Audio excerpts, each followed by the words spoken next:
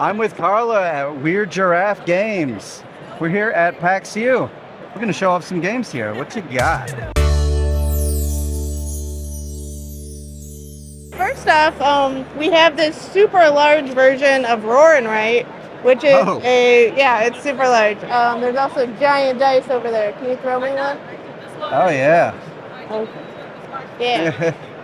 So, giant dice, so that we can roll, I don't know, right over there. Oh, wow, that's no joke. But also it gets people's attention and gets them into the booth Yeah. and stuff. So, they're playing a game right there where they have the giant sheets also, where you can kind of see that this game is played over 5 rounds.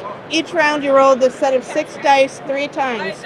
And you have to choose which ones to keep and which ones to just let go, because you don't know what will be in the next roll. And you can only use the 3 rolls to write down 6 numbers and also go into the top section, which is like a very specific thing. Like each section has, there's the add to 14, where the whole section has to add to 14. The same number, big to small, small to large. And you might also recognize that it is the same map as Animal Kingdoms, because it's the second one in that series. Right. You have to balance these different council members where each one wants a different thing, and based on how well you do that thing, you'll get more points. And also, based on how many of them you make happy, you'll get more points for that too. So there's like a diversity thing, but also you want to do each one well, and each one has a different difficulty. And you can change the difficulty of the game based on like what colors you use. Like there's a really easy set, but then there's harder sets as well. That was my first roll and write. Are they really rolling these today? I think not. Someone could, though. Yeah, they could. However, I will say that these are not properly balanced dice. Oh, you don't say. We tried really hard. You can get these at 5 below, but they will only roll 1s and 6s.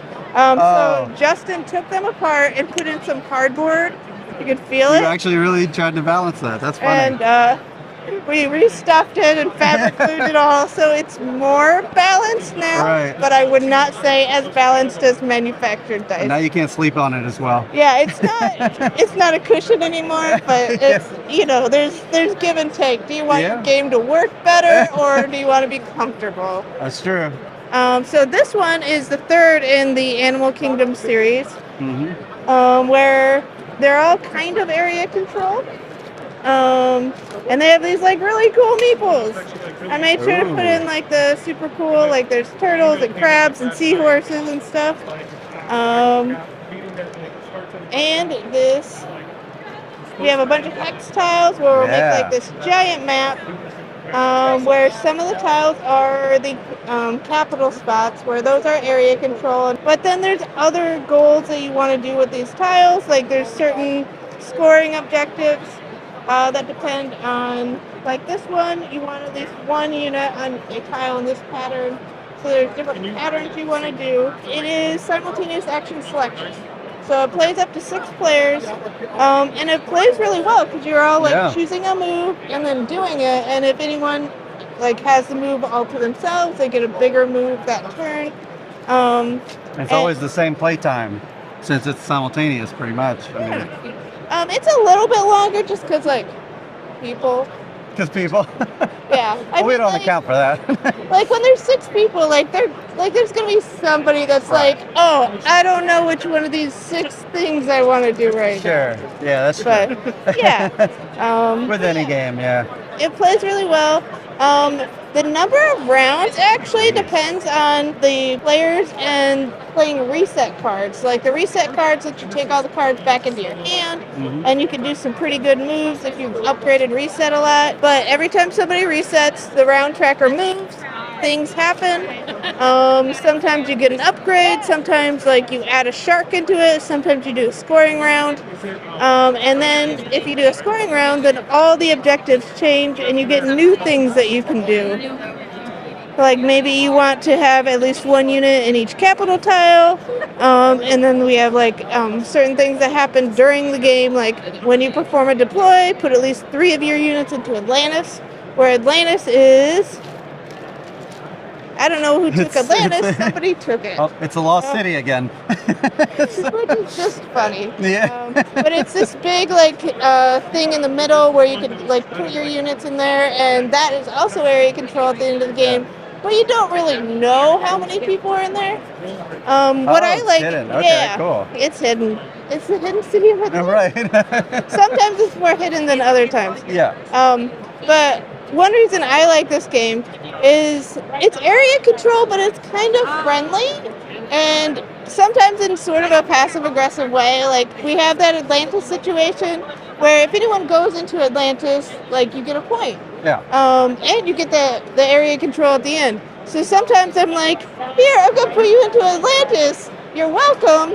And then you're not, like, dealing with them on the capital tiles. Yeah. But, you know, they get a chance to get that They get to area explore. control. Explore Yeah. Atlantis. And, you know, maybe if they have less people, that's, like, kind of a detriment. But, like, Yeah. they can always put out more. So, Is there only one edition of this, so everyone gets this cool thing, or is there? yeah, everyone gets the cool bits. And, like, look, there's an octopus and a stingray. Yeah. And my favorite of all, the narwhal. The narwhals, yeah, of course. Yeah, such cool narwhals. Oh, they even got the pointy bit. Nice. Yeah, it's super pointy. So, yeah, you get the really cool bits, you get the really thick tiles, and like the Atlantis that will come in the It box. will come in the box. Just not It this will not be box lost. because somebody stole it.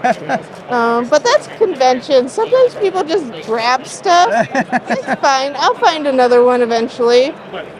And this is available everywhere? Yep. Fantastic. Kingdoms of the Deep. And this one just recently hit retail, so it hasn't been around too long. Awesome. And that is Kingdoms of the Deep.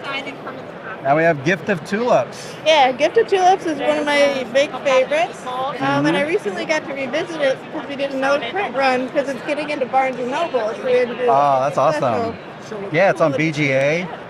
Yeah, you can try it on BGA. It's not the same experience, but I mean, that's... No, it never is. too. Yeah, BGA is a good sampler, but you need that tactile feel for everything. And you need to see people's eyes Yeah. Well, when they're giving you the wrong flowers. Well, like one thing I really like about this game is that when you're playing the game, I've had people like genuinely like be thankful to each other. Uh-huh. Like, so in the game, you draw a card, do a thing, draw a card, do another thing. And one of those things is give it to somebody else. You can actually get the most points from that. So I could be like, here, Jesse, Yep. there you go. Yay. And then I didn't want, well, actually, it's a forest. yeah, you might That's have a- choice. But like I've had people be like super nice to each other like the entire game, and it's just so cool to see. Yeah. Like you can be passive aggressive and be like, oh, I'm gonna give you this orange flower. Like, oh, it's in last place, but like it's for you. You'll get some points out of it, maybe. Right? Who knows? So yeah, it's really simple. It's colorful. It has tulips, and it's very Dutch. It has like a bunch of meeples that I think are over there, but they're all like very Dutch themed. Uh-huh. So it's really easy to get to the table because like, do people like tulips? Do they like travel? Do they like specifically the Netherlands? And also, it's really simple and easy to teach. Fantastic. Gift of Tulips. Easy to carry at a con like this. Yeah. Because, you know, if you're flying, this is an easy one. You can put all these cards in a bag and make it So I never win at like our heavy. awesome. Well, thanks so much, Carla, for showing us these games. This will be available in Barnes & Noble very soon. Yes, very soon.